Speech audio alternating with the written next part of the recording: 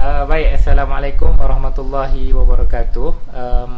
Alhamdulillah hari ini bersama-sama dengan kita seorang tokoh jurnalis, seorang budayawan dan juga karyawan yang kita kira cukup signifikan dalam tajuk perbincangan kita pada malam ini, iaitu P. Ramlee sebagai pemikir budaya. 22 Mac tahun 1929, iaitu 89 tahun yang lalu, seorang tokoh besar dalam arena seni yang telah mencurahkan segala bakat dan baktinya dalam mengayakan karya seni di tanah air kita, iaitu tidak lain dan tidak bukan Tan Sri Allahyarham Tan Sri P. Ramlee, yang hari ini saya kira kalau beliau masih hidup, beliau berumur 89 tahun. Dan saya kira adalah penting untuk kita membicarakan tentang sosok P. Ramlee ini, yang hari ini akan kita bicarakan bersama dengan tokoh yang kita jemput menjadi tamu di Mandala pada malam ini, iaitu Pak Syukur. Jadi saya kira tanpa melengahkan masa, saya menjemput dan mempersilakan Pak Syukur untuk memberikan suatu gambaran, memberikan suatu lantunan kepada kita semua berkaitan dengan tajuk yang kita pilih, tema yang kita pilih pada malam ini, iaitu P. Ramlee sebagai pemikir budaya. Dan buat audien di luar sana yang mempunyai sebarang persoalan yang ingin dilontarkan, boleh tinggalkan sebarang komen untuk kita tanyakan kepada tamu jemputan kita.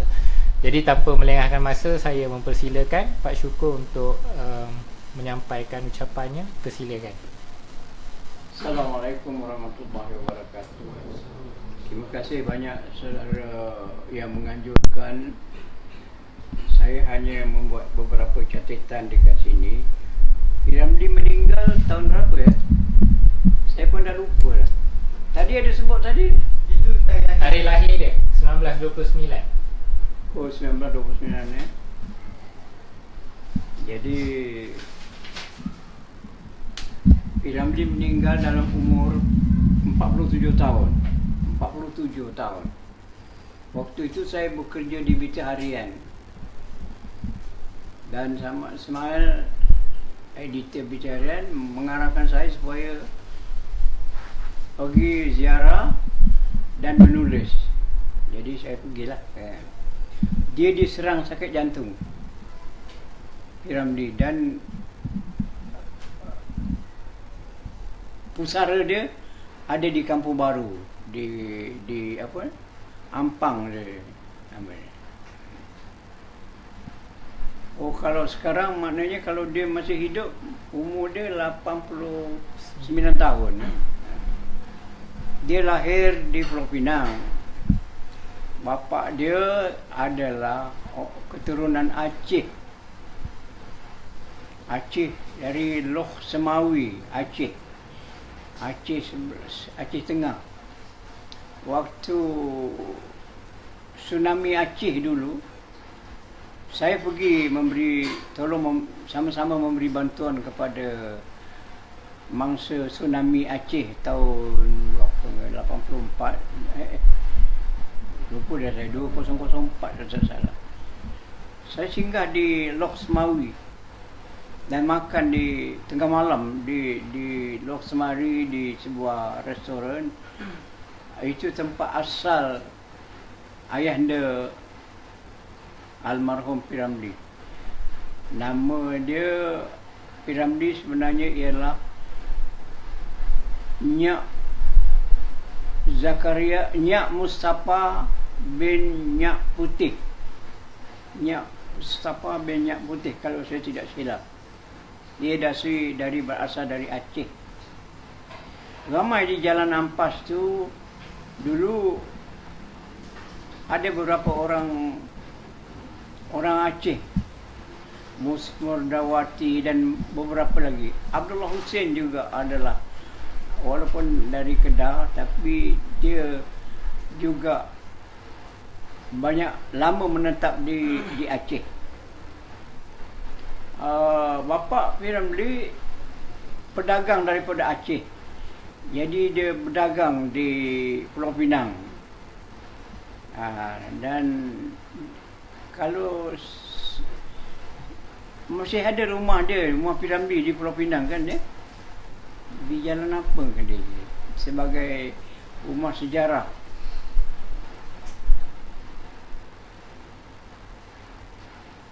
Kalau saudara-saudara melihat filem-filem P.Ramlee, walaupun beliau bukan orang politik, tapi sindiran-sindiran dia, pemikiran dia cukup tajam dan berkesan sampai hari ini. Kadang-kadang saya tengok bila orang kempen politik keluar gambar P.Ramlee yang lama punya tu, macam penyamun tarbus apa semua tu kan. Jadi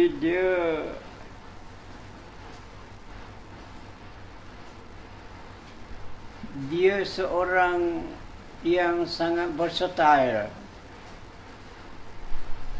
Ada satu tulisan dalam sebuah majalah. Dia penulis itu kata P.Ramlee hanya seorang pelakon biasa, bukan pemikir budaya. Jadi P.Ramlee jumpa saya, dia kata dia orang ni bodoh lah ni penulis ni, dia kata dia. Kalau aku tak berfikir, macam mana aku nak buat filem ni, dia kata dia. Macam mana aku nak gubah lagu, macam mana aku nak buat storytellernya, macam mana aku nak buat dialog dia, macam mana aku nak buat skrip dia. Aku minta pandangan dari orang-orang lain lagi, dia kata kan, dan kami adakan perbincangan. Jadi macam mana kalau dia kata aku ni hanya seniman biasa, bukan pemikir budaya.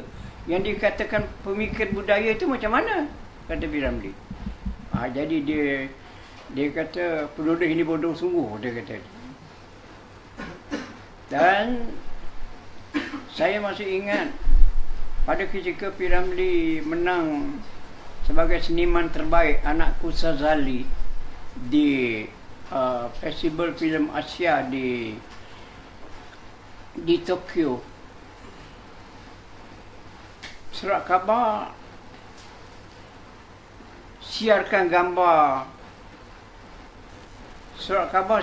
gambar P.Ramlee yang menang seniman terbaik Asia kerana lakonan dia dalam filem Anak Kusazali. Surat khabar Melayu, gambar dia kecil aja, yang krepot muka dia tu. Tahu, duk muka belakang aja. Tapi bila P.Ramlee kena denda tak bayar income tax, muka depan gambar P.Ramlee tu oleh surat khabar Melayu. P.Ramlee punya marah, dia kata dia, ini bangang punya ini, kata dia surat khabar ni, wartawan ni. Aku menang festival filem, dia tahu aku gambar macam ini kecil aja muka belakang. Tapi bila aku kena saman tak bayar income tax, wah muka depan sekali, dia kata dia. Itu menghina aku betul-betul, tu kata P.Ramlee. Jadi macam mana? P.Ramlee dalam sejarahnya dia versatile, semua ada pada dia. Dan orangnya baik, sangat menolong orang. Kalau orang dari Melaya, dari Malaysia, tak ada duit datang jumpa dia, melawat Jalan Ampal, tak ada duit minta dengan dia. Minta duit tambang, minta duit makan, dia bagi. Dan dia menolong orang. Banyak orang menolong orang. Dan dia boleh mengubat orang pula tu.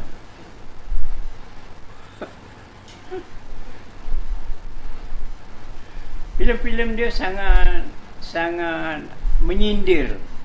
Macam Musang Berjanggut, Bujang Lapuk, Dapur Serangkai, Doremi, Nuju Empat Belalang, Tiga Abdul, Semerah Padi dan sebagainya. Dalam filem Semerah Padi ada adegan di mana ribut topan. Ribut topan ada peti apa segala macam. Waktu itu Daeng Idris jadi penghulu kampung, penghulu Semerah Padi. Daeng Idris marah itu kerana perlakuan anak buah dia yang tak senonoh itu dalam Semerah Padi. Jadi ribut topan tu betul-betul ribut topan pakai nampak itu begini. Bila dia keluar di skrin, ditayang di filem, di panggung, ada pengkritik kata, kenapa filem P.Ramlee ni, filem Semerah Padi ni, dia dah ribut topan, dah peti dah segala macam, bergegar lah semua sekali. Kenapa lampu tu tak padam? Lampu dekat rumah Tok Ngudu tu tak padam. Kata P.Ramlee, kalau aku padamkan lampu tu, apa benda yang nak tengok lagi?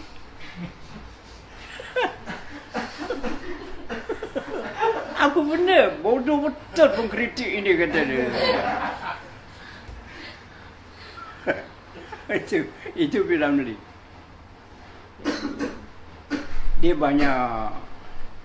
Dia banyak menyindir, macam Musang Berjanggut, macam apa nama tu, macam banyak benda-benda lagi lah, macam Musang Berjanggut, Penarik Beca dan ramai lagi. Tapi satu benda yang P.Ramlee mendapat sokongan kuat daripada penolong-penolong dia ialah daripada S. Sudarmaji sebagai penolong pengarah dan penulis skrip dia, penulis dialog dia, S. Sudarmaji. Jadi S. Sudarmaji dibantu juga bersama dengan Allahyarham Abdul Maji pun sudah meninggal. Dibantu juga oleh apa nama tu, Jamil Sulong. Jadi kalau lagu-lagu Kenek-Kenek Udang dan Semerah Padi dan sebagainya itu, seni kata tu banyak oleh Jamil Sulong dan Sudarmaji.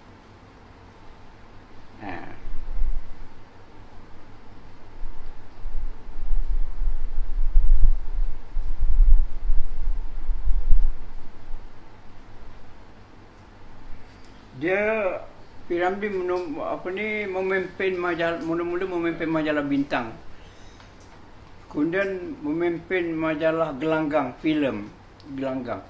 Saya tolong membantu menjadi penulis Gelanggang filem itu lebih kurang 8 bulan kalau tak salah. Sementara mencari kerja. Sebab itu saya kerja utusan. Jadi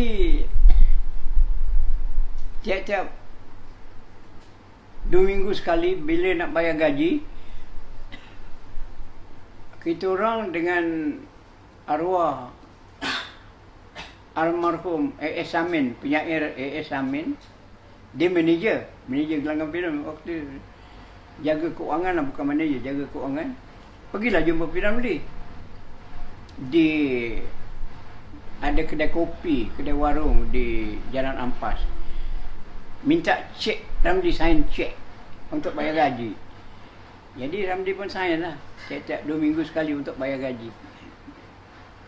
Dan P.Ramlee dia dia suka makan pagi roti, bukan roti bakar, dia roti kukus. Tak ada sekarang, tak ada lagi kan roti kukus. Kemudian dia taruh, dia makan dengan telur asin. Dia makan. Orang datang dia tak pelawar makan. Tapi kalau orang tu makan, dia bayar. Itu P.Ramlee. Dan kadang-kadang saya pergi rumah dia di McPherson Road, Singapura. Saya melihat dia bermain piano sampai malam, jauh malam. Dan almarhumah Nurizan, isteri dia, duduk juga melihat dia bermain piano, mengubah lagu P. Ramlee. Dan dia terlalu dedicated kepada apa nama tu, kepada tugas dia sebagai seniman. Dia versatile itu ini. Dan kita jangan lupa ya, pada waktu 13 Mei 69, waktu rusuhan kaum 69, ya orang belum lahir lah barangkali. Tahun 69,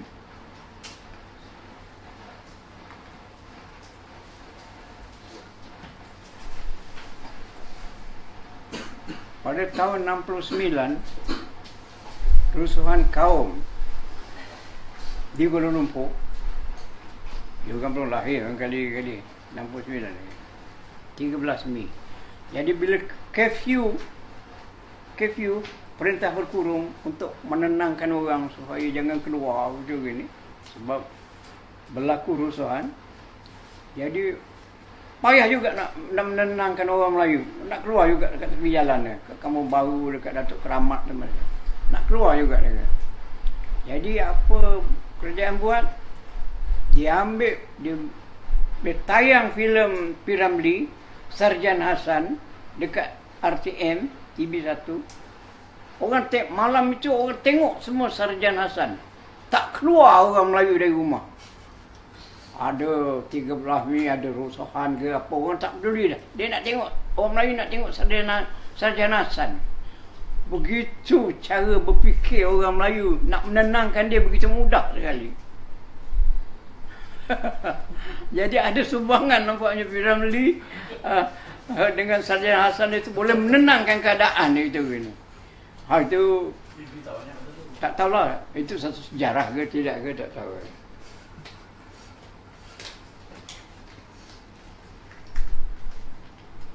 Teman-teman dia yang rapat selain daripada Sudar Maji, Jamil Sulung, Nyak Osman juga orang Aceh juga. Di Jalan Ampah tu ada 5-6 orang Aceh. Dan bila orang Aceh ni bila bertemu dengan sama orang Aceh, termasuk P. Ramlee, dia cakap Aceh. Kita pun susah juga nak faham dia. Dan kawan-kawan dia antara lain ialah termasuklah Abdullah Husin yang menulis Gagak di Rimba ni. Kasim Masdur penggubah lagu tu. Yang apa ni baru-baru ni yang lagu dia, antara lagu dia yang paling popular ialah Bahtera Merdeka. Yang baru ini dinyanyikan oleh apa ni? Aisyah di Pakatan Harapan punya majlis. Aisyah nyanyi lagu itu. Itu Kasim Masdur buat tu. Ini apa nama dia tu? Lupa. Bahtera Merdeka.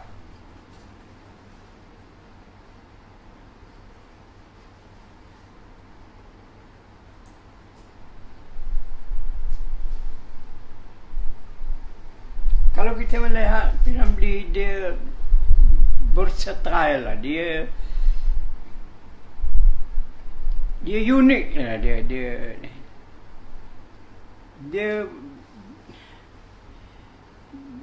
melihat apa ni, menyesuaikan diri dia, pemikiran dia tu dengan kemahuan orang Melayu.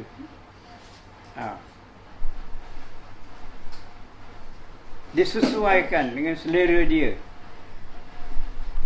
Dan dia mengajar anak-anak muda yang nak berlakon apa video gini.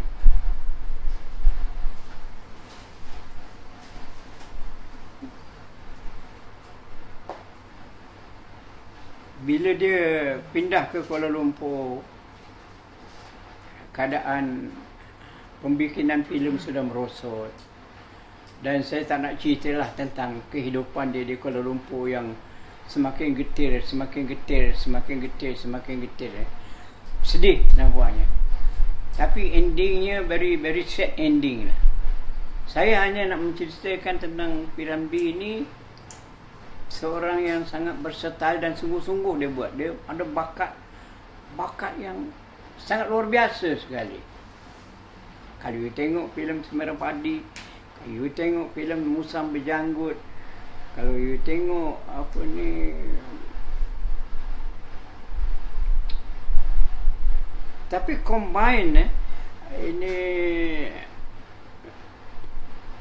dia dan juga kumpulan dia, artis-artis dan seniman-seniman tu, dia ada perpaduan yang kukuh tu, saling bantu membantu. Pelakon-pelakon dia kalau nak berlakon betul-betul, berlakon betul-betul. P. Ramlee kata, kamu jangan main-main. Kalau nak berlakon, berlakon. Kalau tidak boleh balik, dia kata P. Ramlee. Kadang-kadang dia garang juga. Kalau nak berlakon, betul-betul berlakon. Dan dia sangat memuji Ahmad Nispu. Ahmad Nispu ni orang Penang juga. Ahmad Nispu ni orang Penang. Akhir hayat dia jadi muazzin, jadi tukang azan di masjid Onan Road, Singapura. Dia baik dengan saya. Ini apa nama? Tapi dia baguslah, dia punya watak dia tu. Dia P. Ramlee, saya tak nak cerita banyak tentang P. Ramlee dan kisah perkahwinan dan penceraian dia dengan Nurizan. Tapi itu tak sedap sangat nak cerita. Tapi saya tahu benda apa yang berlaku latar belakang sehingga dia bercerai-berai. Sedangkan P. Ramlee dulu sangat sayangkan Nurizan. Sebab itu dia menulis lagu Tidurlah Permaisuri. Itu untuk Nurizan. Nurizan isteri ke berapa?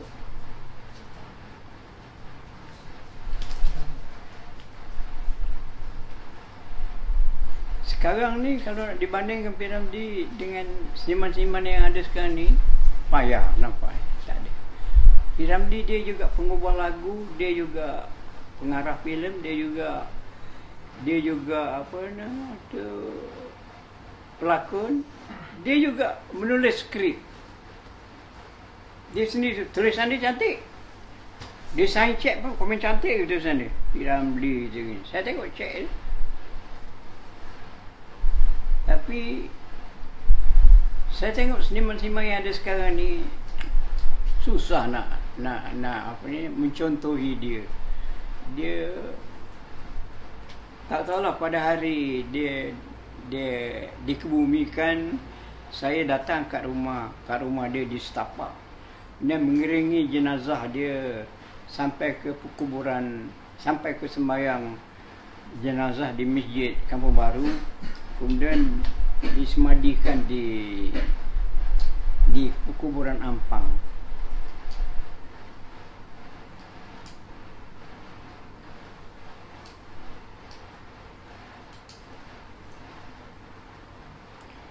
Dia dalam filem Hang Tuah, P. Ramlee jadi Hang Tuah kan ya? Ya. Dia minta filem itu, walaupun orang Ramon Estela pengarah tu, filem Hang Tuah tu Esman color tu, warna. Tapi P. Ramlee diminta oleh pengarah supaya mendapat nasihat daripada pakar-pakar sejarah Melayu, termasuk Cikgu Mahmud Ahmad, termasuk Buyung Adil dan beberapa orang.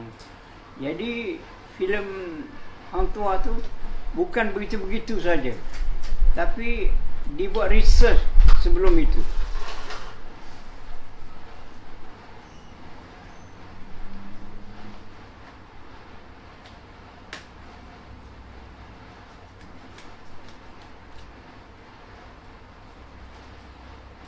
Jadi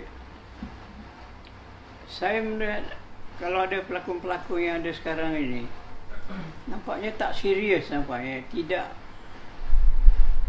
betul-betul nak jadi pelakon macam ini. siapa dia sekarang ni? Saya nak tanya saudara-saudara yang betul-betul nampak menjiwai sebagai seniman ni. Ha? Imam Manan? Ha? Imam Manan? Tak ada. Imam Manan Eman Manan tak versatile lah. Piramli ni dia unik lah orangnya. Dia apa nama tu? Dia bukan saja sebagai seniman, tapi juga dia tukang ubat. Kalau orang ada sakit apa semua, dia tolong ubatkan. Dia pandai jampi pula dia. Ada orang kena rasuk apa gitu, ada Siniwati tu entah kena rasuk apa kali, pelakon perempuan. Dia jampi kata dia ni. Baik pula dia.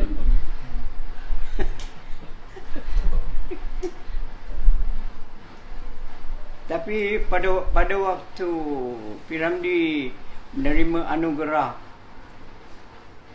sebagai anugerah AMN, belum Tan Sri lagi, AMN, Piramli datang ke Kuala Lumpur menerima anugerah AMN dari Yang Pertuan Agong.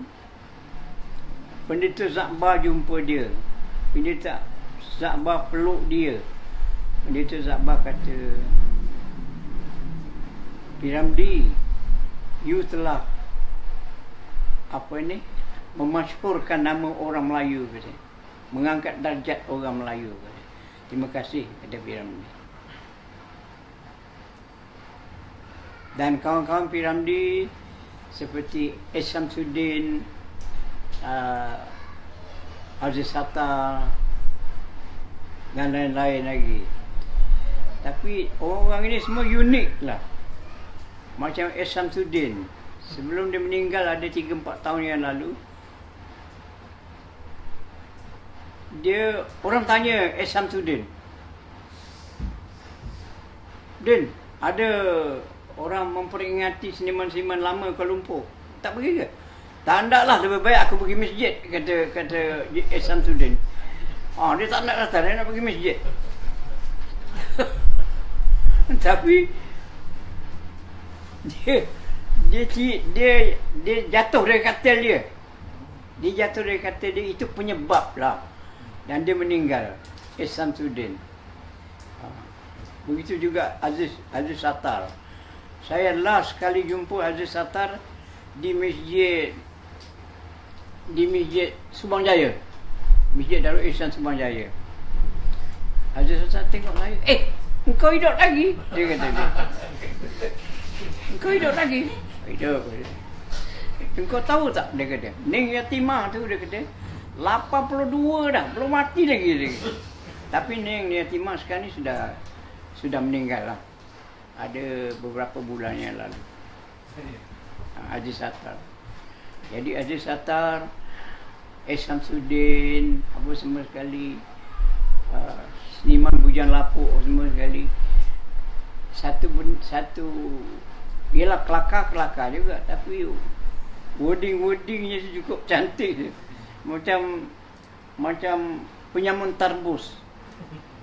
Dalam suasana politik yang ada sekarang ini, orang ambil balik penyamun tarbus tu. Jadi gambaran macam mana penyamun tarbus tu. Jadi dia apply dengan situasi politik sekarang. Jadi politik sekarang macam penyamun tarbus tu gini. Bila S. Samsudin nak pegang lampu panas dalam gua tu. Samsudin kata, nasib baik engkau panas ke? Tidak, engkau juga kau ambil. Cuba bayangkan. Tapi saudara-saudara sangat terhibur lah. Saya tak tahu. Saya jarang tengok TV sekarang ni. Saya dah fed up lah tengok apa benda dah ni. Overexpose politik dah di TV. Jadi saya jarang tengok. Kecuali tengok waktu semayang aja. Itu pun kadang-kadang tak ada pula TV waktu semayang. Itu pening kepala. Jadi Piramli dia pandai mensyaikan macam apa ni, lagu Kenek-Kenek Udang tu. lagu Kelantan Terengganu tu, kenek udang tu, dia boleh sesuaikan. Tapi seni kata itu dibuat oleh almarhum Jamil Sulong. Jamil Sulong ni orang Palit Sulong di Batu Pahat, asal Batu Pahat. Itu yang nama Parit Sulong tu. Bapak dia punya tanah tu, Parit Sulong tu, orang kaya tu. Tapi dia kahwin dengan Mak Nani, Rosnani. Mak Nani ni dia baik tengok Mak Nani jumpa. Tak ada jumpa dia ke? Ada tengok kat TV. Dia baik dengan saya. Mak Nani ni dia orang Minangkabau. Tapi pada zaman P. Ramlee, pada waktu itu di Singapura, bukan seperti yang ada sekarang ini. Zaman P. Ramlee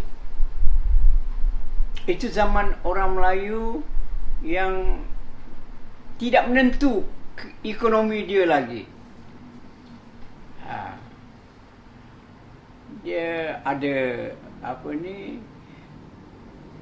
ada Jalan Pagar, Kampung Melayu Jalan Yunus, ada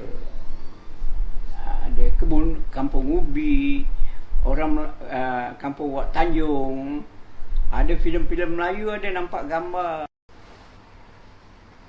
Jadi saya fikir kan, kalau anda pergi Singapura sekarang ini, completely different lah. Tak ada nama identiti zaman kehidupan zaman piramid berubah sama sekali. Saya selalu pergi sebab keluarga saya ramai kat sana. Minggu depan ni nak kena pergi. Jadi lama. Dulu orang Melayu naik bas, Kampung Wat Tanjung, Paya Lebar. Paya Lebar tu tempat Wahid Sati tinggal dekat Lorong Kuaman macam gini. Tapi kehidupan di Singapura pada zaman P. Ramlee very simple lah, tidak terlalu memberatkan dan tidak terlalu menyukarkan, simple lah.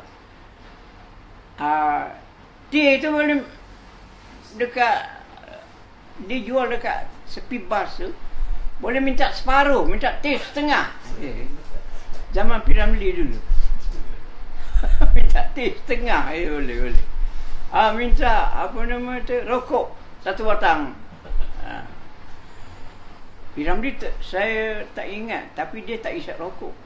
Dia cuma makan roti kukus, kemudian taruh taruh telur asin. Itu dia makan.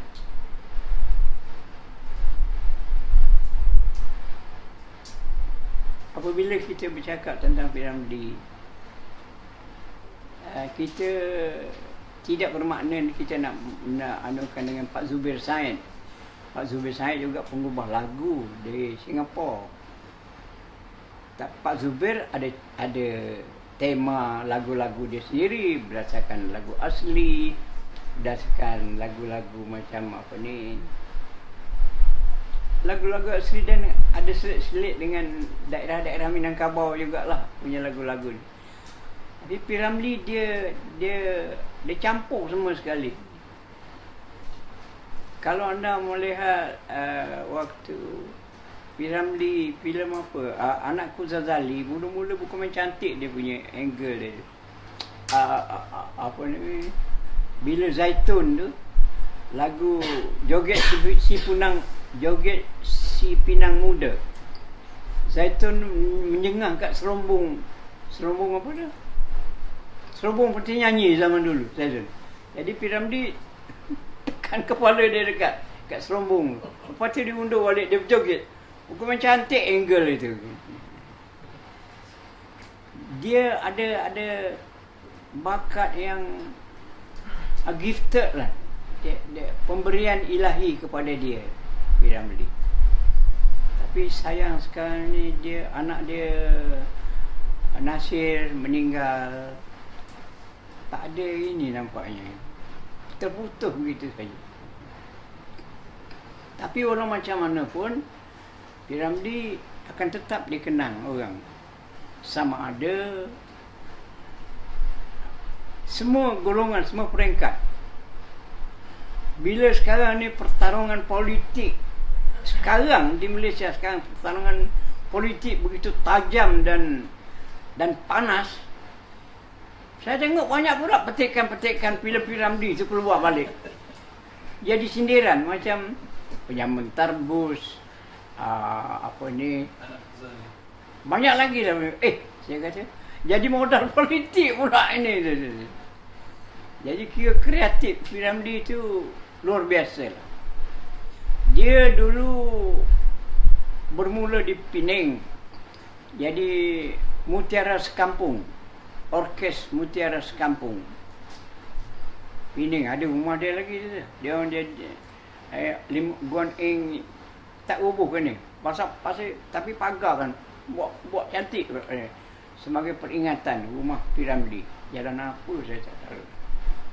Dan P. Ramlee sekolah Inggeris di Penang Free School. Sekolah Inggeris. Dia tahu bahasa Inggeris. Penang Free School. Dan kawan-kawan dia adalah antara lain ialah Ahmad Daud. Ahmad Daud sama-sama orang Penang. Dan kawan-kawan dia lagi Aziz Jaafar. Selain daripada geng-geng bujang lapuk ni, Aziz Jaafar. Tapi Aziz Jaafar ni dia keturunan Bugis, sama dengan saya. Tapi bukan Lanun. Aziz Jaafar. Dan saudara lah.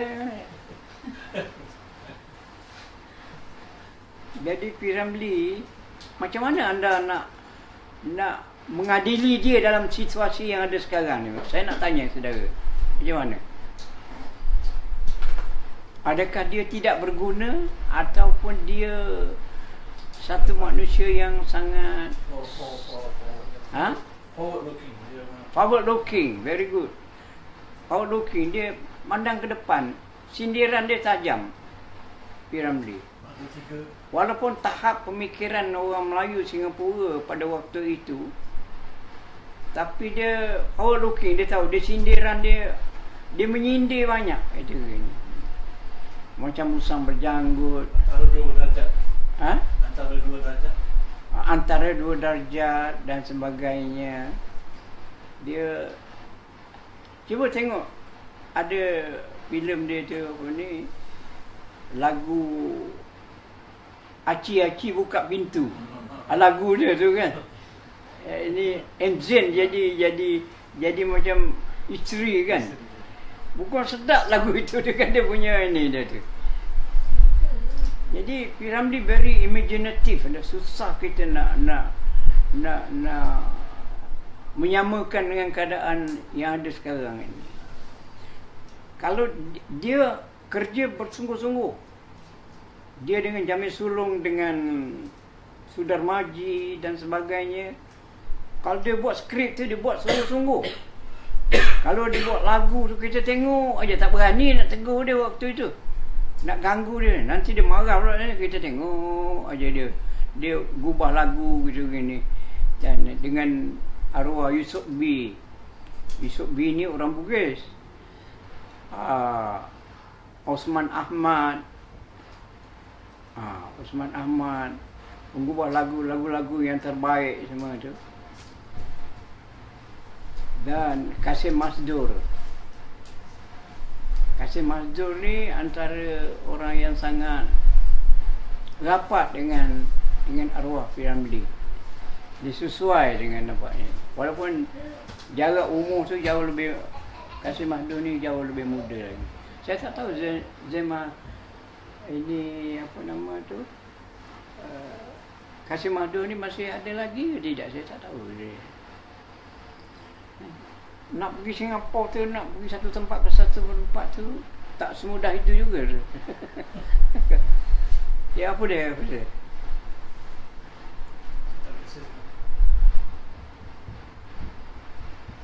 Tapi P.Ramlee dia kata kalau kamu nak berjaya, kamu mesti buat sungguh-sungguh betul-betul, dia kata.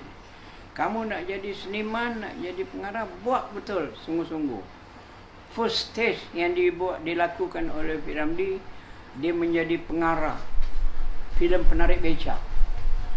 Pada waktu itu semua pengarah orang India, B.N. Rao,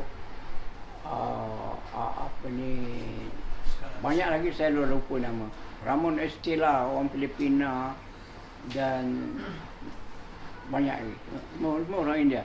Bila orang India, cerita-cerita Melayu berunsur India lah kan, berunsur Hindustan. Macam Jula Juli Bintang 3, Bawang Putih Bawang Merah, apa lagi tu, banyak lagi. Tapi P.Ramlee, Shaw Brothers mau dia buktikan kemampuan orang Melayu menjadi pengarah, dan diserahkan tugas untuk mengarahkan filem Penarik Becak. Memanglah nampak agak mustahil lah cerita tu mengarut je. Takkanlah anak dara boleh nak suka kamu Penarik Becak pula. Pelik tu. Tapi itulah dia story yang mengangkat P.Ramlee. Yang heroin dia Sadiah kalau tak salah ya. Saya pun dah lupa dia. Itu dia. Dan gambaran dan syuting filem tu ialah di depan Esplanade yang ada sekarang di Singapura. Di depan panggung Victoria. Kan ada jam, kita nampak jam sampai sekarang. Kalau kita pergi Singapura, kita pergi Esplanade, kita nampaklah panggung Victoria tu. Panggung Victoria tu pada zaman saya ada di Singapura, tempat orang main drama pentas dekat sana. Bani Buang, apa semua sekali lah. Dan P.Ramlee menunjuk ajar juga pelakon-pelakon. Dia mendidik Aziz Jaafar, dia mendidik Samsudin, dia mendidik Aziz Sattar dan sebagainya. Tokoh-tokoh ini semua memperkokoh kejayaan P.Ramlee. Ada setahun yang lalu saya pergi ke Singapura. Saya pergi ke Jalan Ampas. Saya nak tengok balik apa benda yang jadi macam Jalan Ampas ni. Masih ada lagi studio itu, belum dirombak oleh ini. Jalan tu daripada Balestier Road, belok Jalan Ampas, kemudian belok kanan Lorong Ampas. Studio tu masih ada lagi. Tak tahu saya itu tanah tu barangkali Shaw Brothers punya tanah barangkali. Dia belum apa-apakan lagi. Dan ada sungai kecil dekat situ. Sungai kecil dekat situ masih ada lagi. Di situlah tempat adegan Dayang Sofia nak terjun, nak bunuh diri. di sungai kecil di jambatan. Saya pergi, saya tengok balik. Saya kata tapi dengan Aziz Jaafar, Aziz Sattar ni dia kahwin dengan Dayang Sofia, orang Brunei. Sangat menarik cerita itu, tapi tak sedap lah saya nak cerita balik benda itu. Tak tahulah Dayang Sofia masih ada lagi di Brunei ke atau tidak, tapi saya dengar cerita dia dah balik Brunei. Dia ini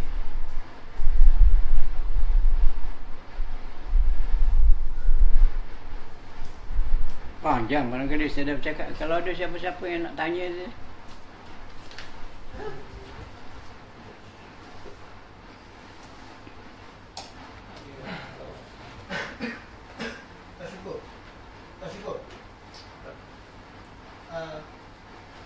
Sebenarnya apa faktor yang P.Ramlee ni dia akhir hayat dia ni dia selai sepinggang? Apa dia? Apa faktor P.Ramlee di akhir hayat dia selai sepinggang? Selai sepinggang. Rasanya dia Saya cuba nak mengelak apa ni, menceritakan tentang ending the life of P. Ramlee, tapi tak sedarlah kalau nak ceritakan. Tapi ialah nasib manusia lah kan.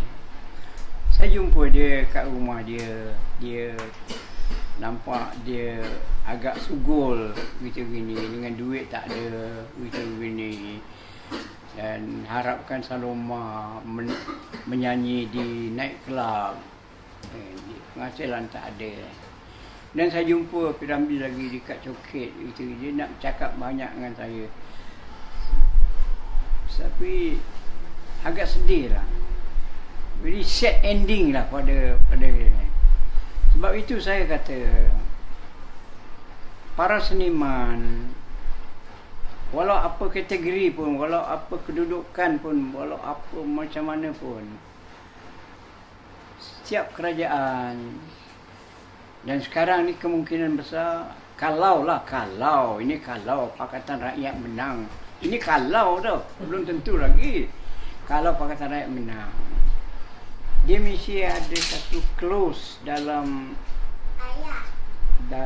manifesto Pakatan Harapan tu untuk nak membela petugas-petugas seni supaya dia terbela, bukan saja pada waktu dia hidup, tapi dia juga bila dia menderita, dia susah gitu gini, ada pembelaan. Dan orang seni jangan diketepikan begitu di dalam masyarakat, sebab pengaruh dia besar, pengaruh orang seni besar. Ialah pada zaman P. Ramlee, pada zaman wayang, tak adalah WhatsApp, tak adalah internet, tak adalah apa-apa hiburan lain. Jadi orang pergi kat situ juga. Tapi sekarang ni seniman saya tengok, apabila dia uzur ataupun dah ini, dia terlantar, dan kehidupan dia sangat menyedihkan itu gini. Jadi saya sudah bagi tahu dengan sahabat-sahabat di Pakatan Harapan, tambah balik manifesto Pakatan Harapan tu supaya memberikan perhatian besar kepada penggiat-penggiat seni dan juga para belia. Sebab belia dengan penggiat seni ni rapat hubungan, dan audiennya ramai, masyarakatnya ramai. Jadi Dr. Zulkifli Ahmad kata insya-Allah dia akan tambah dia. Jadi tidaklah walaupun dah jadi pelakon terkenal atau penyanyi terkenal, rumah pun susah nak dapat dia gini. Berat dia. Tak dapat nak survive, nak meneruskan kehidupan. Dan menyebabkan orang pandang hina orang penggiat seni ni. Dia ni penyanyi terkenal, bila dah tua nanti dia merempat lah. Itu image itu tidak boleh dikekalkan begitu. Mesti ada pembelaan kepada penggiat seni. Zaman P. Ramlee, dia ambil Ning Yatimah sebagai watak, apa nama tu, watak orang yang paling sedih sekali, pandai menangis. Ning Yatimah baru ada setahun yang lalu meninggal dunia dalam umur 82 tahun di Singapura. Ning Yatimah pandai. Bila dia meninggal, tinggal berapa orang saja lagi yang ada seniman-seniman sekarang ni. Saya pergi ke Singapura, memang selalu pergi sebab keluarga ramai sana. Bila saya perhatikan Singapura dengan situasi zaman P. Ramlee, zaman orang Melayu zaman itu dengan situasi yang ada sekarang ini, sangat jauh berbeza. pada waktu P. Ramlee nak pindah kemari, sebab bila studio Jalan Ampas tutup, P. Ramlee pindah ke Kuala Lumpur dan dia sewa hotel di dekat Selangor Club. Ada satu hotel, apa nama hotel ni, saya pergi jumpa dia pun waktu itu dia menyatakan kebimbangan dia akan masa depan dia dah dapat terbayang kesusahan. Sebab bila sampai pada waktu di Kuala Lumpur, dia cuba nak membuat filem yang sebaik mungkin seperti Jalan Ampas, tapi studio Ulu Kelang tak mampu nak buat dia. Belanja tak cukup, apa pun tak cukup. Bajet bila tak ada, takkan nak ambil syuting kat dalam hutan, jalan kat dalam hutan aja begitu ni. Tentu memerlukan bajet yang besar juga. Kemudian ada ditubuhkan rumpun Melayu kalau tak salah. Nak membina, nak menghimpunkan balik kekuatan filem-filem Melayu, nak ditayangkan balik. Tapi itu pun fail juga nampaknya. Jadi sampai sekarang saya tidak tahu, barangkali generasi yang ada sekarang ini mungkin dah lupa filem Melayu kali. Saya tidak tahu. Faktor penghijrahan daripada Singapura ke Kuala Lumpur tu kenapa? Dia studio Jalan Ampas tutup. Tutup. Tapi sampai sekarang bangunan ni tak dirobohkan. Sampai sekarang nampaknya, setahun yang lalu saya pergi saja, saya nak tengok jalan Balestier Road, kemudian belok Jalan Ampas, kemudian lorong Jalan Ampas tu, lorong Ampas masih ada lagi, studio tu masih ada. Tapi tak tahu saya, dibiarkan begitu. Adakah tanah tu kepunyaan Shaw Brothers ke atau siapa, kita tak tahu. Tapi bila saya sampai di studio tu balik, saya tengok kedai kopi yang selalu P. Ramlee minum apa semua. Kedai Cina tu nama dia Siput. Sedih juga tengok, terkenang masa lalu lah. Itulah kehidupan Melayu Singapura pada waktu itu. Sesuai. Tapi sekarang orang Melayu Singapura are totally different. Different Malay sekarang ni.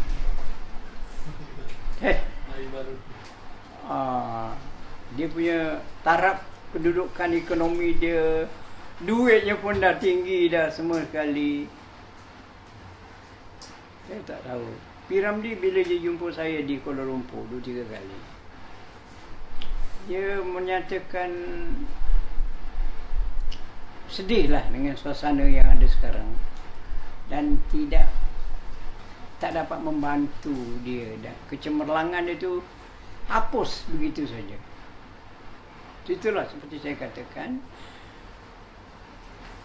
kerajaan yang akan datang ni, siapa pun jadi kerajaan, mestilah memberikan perhatian kepada penggiat-penggiat seni dan golongan muda. Tak ada siapa sekarang ini artis-artis, baik penyanyi ke, baik pelakon ke, baik pelukis ke, tak ada siapa yang memberi perhatian dan membimbing mereka. Habis begitu saja. Dan bila masyarakat melihat seniman-seniman, pelakon-pelakon, penggiat seni, hidup dia agak merempat bila hampir-hampir hayat dia, jadi orang Melayu pandang rendah dan tak mahu anak dia jadi artis. Takut nanti susah nak hidup nanti. Itu masalah psikologi yang dihadapi oleh orang Melayu. Saya rasa cukuplah dulu ya. Ada satu soalan dari penonton. Dia minta komen hubungan Ahmad Mahmud dengan P. Ramlee. Hubungan Ahmad Mahmud dengan P. Ramlee. Hubungan dia baik dalam filem Antara Dua Darjat, kalau tak salah dia. Ahmad Mahmud berlakon. Dia cakap adakah betul hubungan mereka tak jadi tak baik. Ahmad Mahmud pun pindah ke Kuala Lumpur kat, dia dah meninggal. Dia duduk Negeri Sembilan, orang Negeri Sembilan. Dia turun dari Minangkabau. Dalam filem Hang Tua, Ahmad Mahmud jadi Hang Jebat kalau tak silap. Jadi itulah kesimpulannya, orang pandang rendah kepada para seniman, para penggiat seni. Jadi mak bapak pun takut kalau anak dia jadi ahli seni, jadi pemuzik ke, jadi pelakon ke, jadi apa ke, takut mak bapak dia sebab tak ada jaminan masa depan. Itu masalahnya. Soalan tadi Ha? ada soalan tambahan tadi kan pasal kenapa Piramli jadi apa lagi? Mengapa? Merempat kan? Ada saya dengar sebab masa perjanjian kontrak masa nak buat filem tu dia tak ada beli royalty, tak design royalty. Maknanya bila berlakon Ada dengan Show Brothers ada. dia kat Singapura tu Di Singapura, di sini tak saya tak tahu. duit tu tak boleh keluar bagi Kat Malaysia saya tak tahu, tapi Piramli kecewa sangat di Malaysia. Saya tak tahu ada perjanjian ke, tak ada. Di Malaysia apa nama studio di Malaysia tu. Dan Piramli agak sedih. Peralatan cukup kurang, bajet kurang. Walaupun Piramli cuba nak mengambil balik tokoh-tokoh nama-nama yang ini seperti Kasma Buti dalam filem Damak semua kan. Tapi tak dapat nak recover benda tu. Sebab bajet kurang. Dan Piramli agak terlalu tertekan dan terlalu hampa dengan suasana ni. Begitu juga yang dirasai oleh turut sama dirasai oleh almarhum Saleh Ghani. Begitu juga keadaan. Dan sekarang saya tak tahu studio Ulu Kelang tu ada lagi ke tidak, ataupun zoo aja ada kat sana, saya tak tahu. rasa tak ada. Ha? Tak ada. Tak ada Tapi macam mana pun Piramli memberi sumbangan yang besar kepada kesedaran orang Melayu tentang apa benda yang dia harus buat tu. Macam penyamun tarbus. Penyamun tarbus. Macam Nujum Pak Belalang. Macam Semerah Padi. Macam Madu Tiga dan sebagainya. Futuristic. Tapi saya tak tahulah. Sekarang dalam kempen hangat pilihan raya sekarang ni, petikkan filem Piramli keluar balik, saya tengok. Itu berguna balik. Tak, ketajaman dialog dan scene Piramli tu ditonjolkan balik. Rupanya ada relevansi dia dengan suasana politik yang ada sekarang ini. Jadi kalau begitu, Piramli memberikan sumbangan juga kepada apa? Kepada pemikiran orang Melayu. Piramli bila dia diminta membuat peta kerja, kalau ada simposium ke seminar, dia buat. Tapi dia buat dua muka je.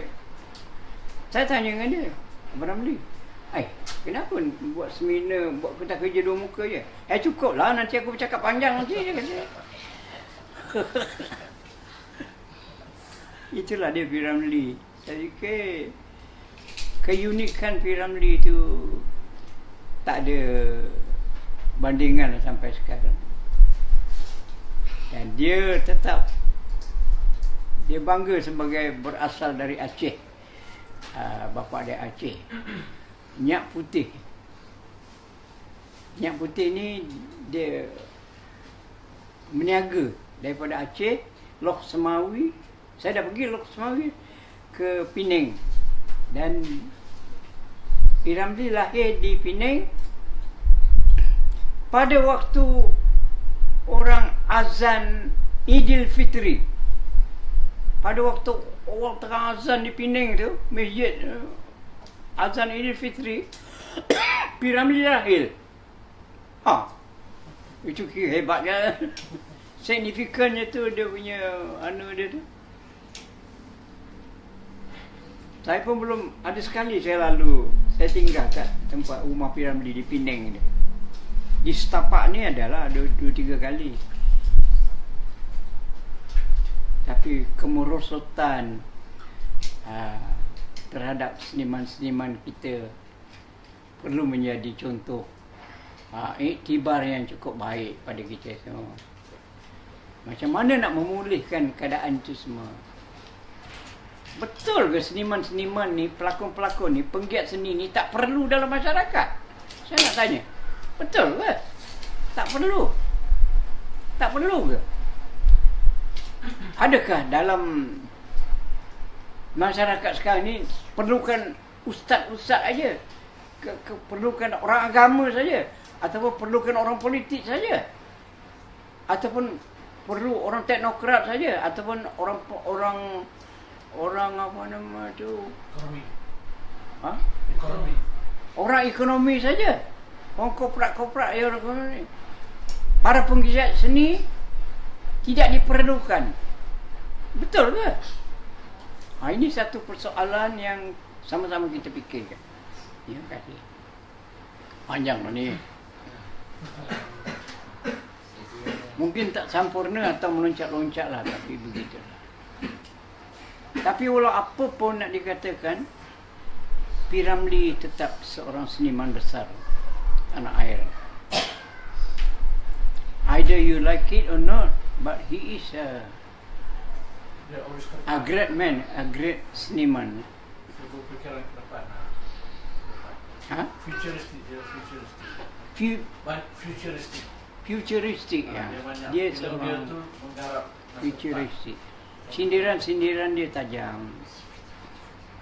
Kalau orang berfikir, sebab orang Melayu ni biasanya kurang berminat untuk berfikir. Malas. Jadi kalau kita berfikir, dia lain jadinya. Dan orang Melayu dia berfikir pun tidak, dia tak berfikir, dia bercakap tu tidak berstruktur. Dia apa yang terlintas pada dia aja dia cakap. Dia tak berstruktur, tak ada strategi pemikiran-pemikiran dia. Ini dah melincung pula daripada P.Ramlee punya subjek ni. Terima kasih banyaklah atas perhatian. Terima kasih kepada Pak Syukur di atas yang sama-sama dengan kita malam ni. Mungkin sedikit perkongsian di rumah P.Ramlee di Jalan Dedak di Kuala Lumpur tu sekarang ialah pusat peringatan P.Ramlee lah, yang telah diusahakan Jalan oleh Dedak Jalan Dedak di Setapak, diusahakan oleh Arkib Negara Malaysia. Arkib Negara? Arkib Negara. Apa dia? Semua ada barang-barang peninggalan P.Ramlee, piala-piala, anugerah, baju dia, semua kat sini. Termasuk apa dia punya kenyataan tokoh-tokoh pada dia, termasuk Syed Hussein Alatas pun ada statement pada P.Ramlee. Dan berbagai kereta dia masih ada. Kereta masih ada? Dodge? Kereta Kereta Kereta dia Dodge dulu tu, mungkin besar lah. keretanya. Kereta putih.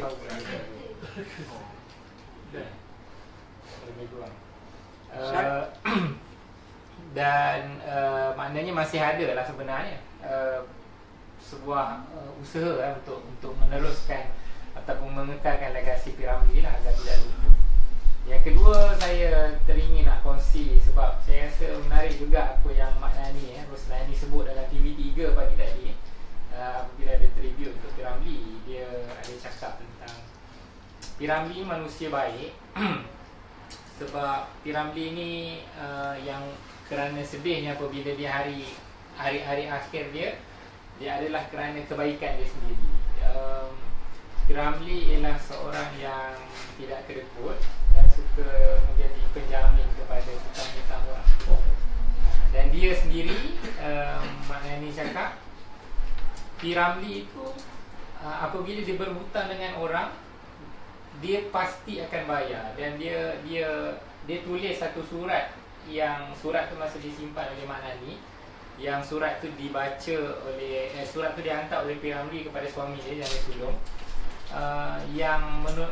P. Ramli menulis ayat tu dengan keadaan yang puitis, yang menceritakan bagaimana dia tak ada duit dan bagaimana terima kasih kepada Jamil Sulong kerana bersabar menunggu dalam keadaan dia tak ada duit.